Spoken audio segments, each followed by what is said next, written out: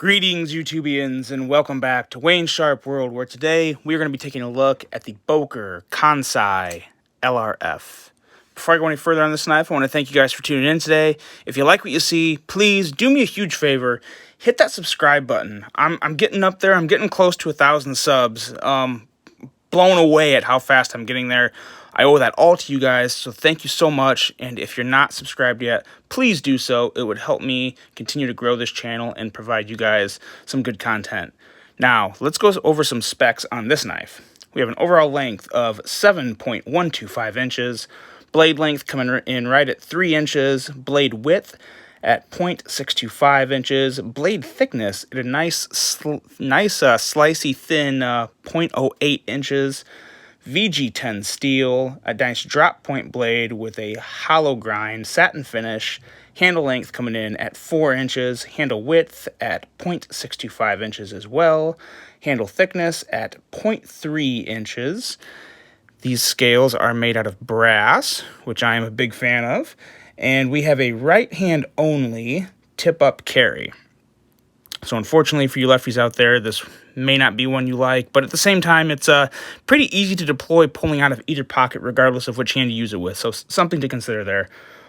Even with the brass scales, we have a weight coming in at 3.08 ounces, which is not too bad at all, and a total price of $79.95.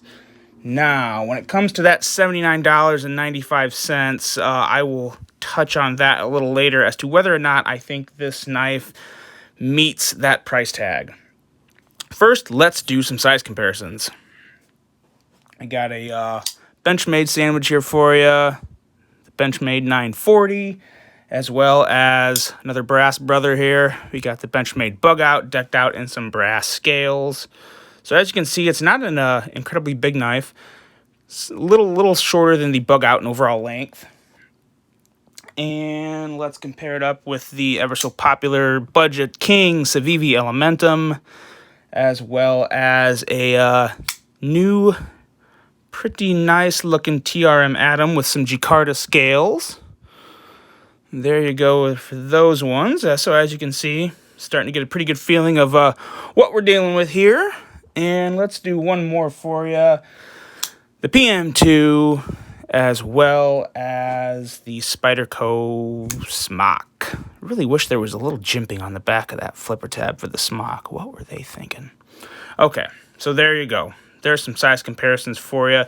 So this isn't exactly a small knife, but it's not a big knife by any stretch of the imagination. Now the blade.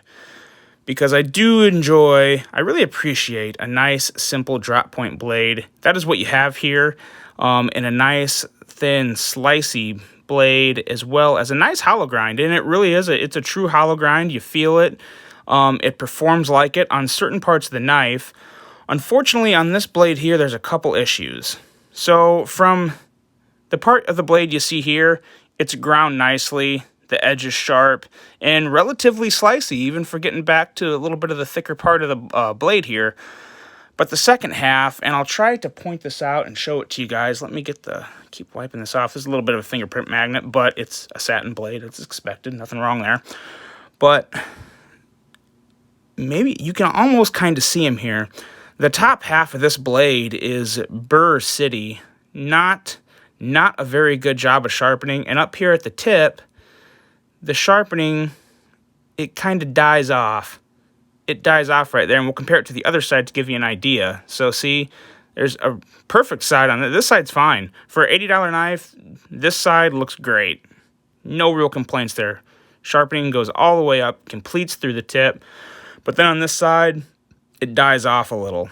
So it's not exactly dull, but it's not nearly as sharp as it could and should be for $80. And unfortunately, you can't see it as well as I was hoping, but you can feel it. I wish you guys could run your finger along this blade because I definitely feel significant amounts of burrs from where my fingernail is up to the top. Just a lot of burrs, and that really sucks because, again, the last thing I want to do when I get a brand new knife is sharpen it. So, again, another issue there with Boker and their sharpening. I had that problem on another knife, and I don't like that. But I do like this blade overall. I like the lines. I like the shape of it. I just don't like that sharpening job. That's sloppy, especially up at the tip. That should be going all the way through. And as you can see, it dies off right before it comes to the tip. So not good there. And the jimping on the spine here. So as you guys know, I like jimping on this. I wish there was a little more jimping here. Jimping everywhere. I like jimping, but I don't like spikes. That's what this is. Like, look at that. Look at it. Would you just look at that? The spikes are just, they dig into your finger. And I tell you what, I know this isn't exactly a real hard use knife, but this still doesn't feel good. Wish that wasn't there. Really wish that wasn't there. Not a fan of that, the spikes, because they're not technically jimping. I think they're like made to cut into your thumb. Not a fan there. But I mean, yeah, it gets your thumb, and I guess it doesn't exactly. It's not going to cut you. I should specify that. It's not going to cut you, but it's not comfortable. It's not comfortable, and I don't know why they would do that. But they did. So there you go. There's also very good centering on this blade, though. Let's get back to some positives, because I have had issues with Boker in the past on some other knives, to where I'm not a huge Boker fan, but I like to get out of my comfort zone sometimes and review some that I've had some bad experiences with. So I wanted to get back on the Boker train and see if I could have some good luck, and I have in a way with this knife. There is very good centering, as you can see there. Maybe favoring the show side just a tad, ever so slightly. That don't bother me. Pretty much on point for me. No blade play, good centering, so good job, Boker, on that. But like I said, this dude does have a couple issues there with the grind and the burrs resulting from the poor sharpening it has. Sorry, I keep saying grind. This is the grind. I'm complaining about the sharpening.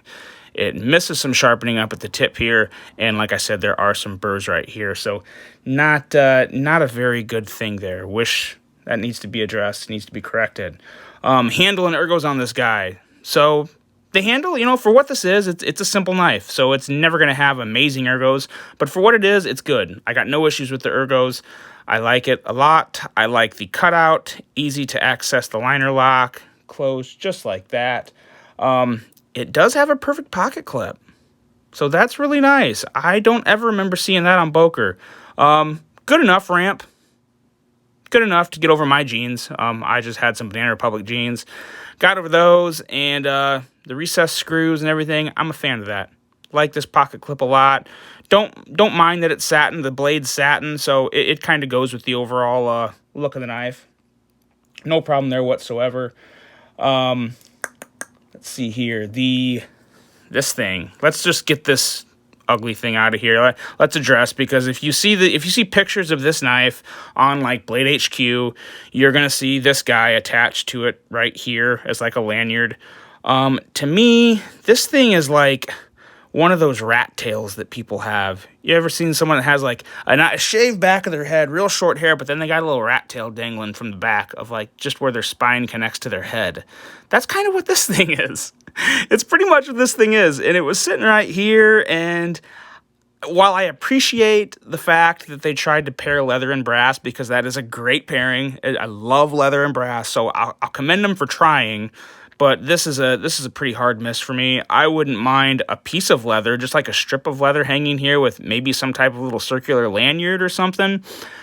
That would be all right, but what you have here is just really flimsy, kind of ratty leather that doesn't look really nice. Even the guys at Blade HQ weren't big fans. Not that I determine my opinion based off theirs, but personally, I don't like this at all either, and it's worth noting that other people don't find it very attractive. So you take this off and get rid of that. You have this, and maybe you can put something else there. It kind of looks fine just the way it is like that.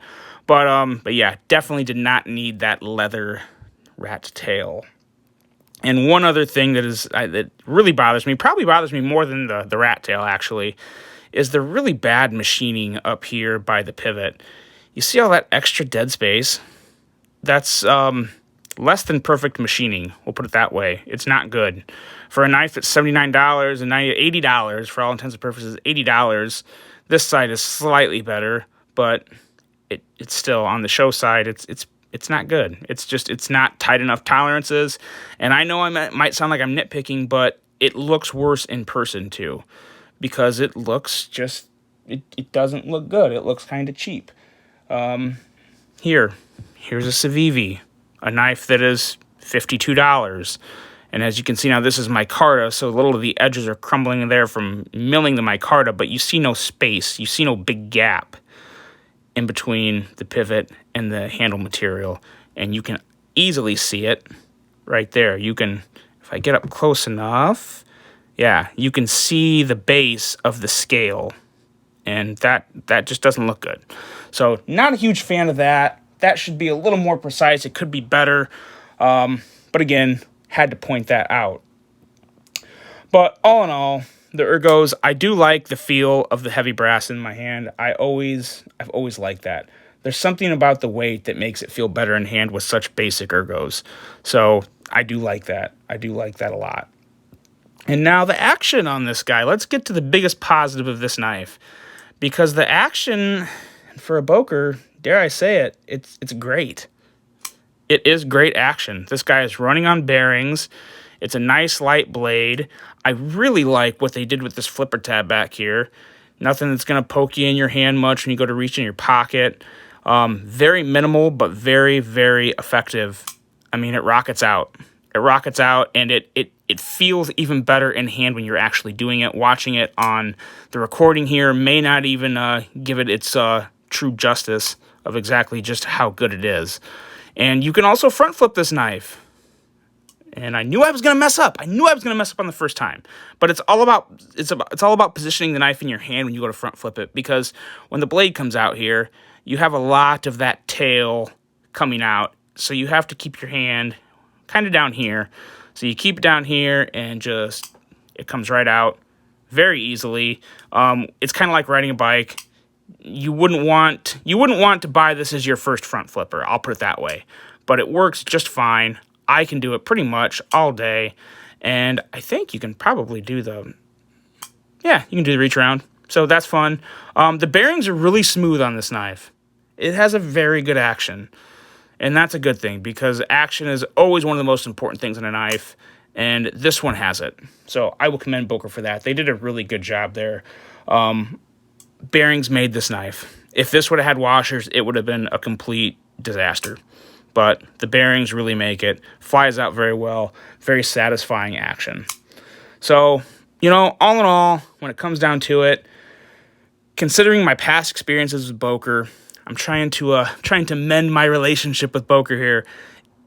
This is solid. This is a solid offering. It's good, but it's not great. For $79.95, I don't know. I really don't like that gap up there by the pivot, and it's an uneven gap too. It's not even all around. It looks like everything's just off-centered there. So I really wish that would be addressed.